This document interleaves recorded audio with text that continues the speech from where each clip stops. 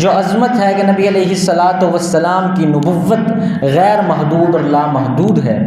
جس طرح رب العالمین کی ربوبیت ہے اسی طرح نبی علیہ الصلاۃ والسلام کی نبوت ہے۔ اگر وہ رب ہے تو وہ شاہ عرب ہے، وہ رب العالمین ہے یا رحمت للعالمین ہے، اس کی الوہیت ہے تو اس کی ختم نبوت ہے،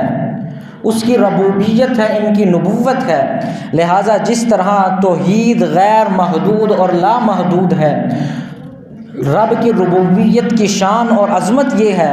کہ اس کی حد بندی نہیں، اسی طرح نبی علیہ الصلاۃ والسلام کی نبوت کی عظمت اور شان یہ ہے کہ یہ بھی زمان کی پابندیوں سے بالا تر، مکان کی پابندیوں سے بالا تر،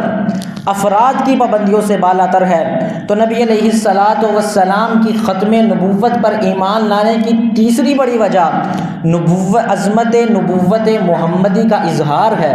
اگر اس نبوت کے سلسلے کے اجراء کو تسلیم کر لیا جائے، اگر یہ بات تسلیم کر لی جائے کہ نیا نبی آئے گا، نئی کتاب نازل ہوگی، نئی وحی نازل ہوگی،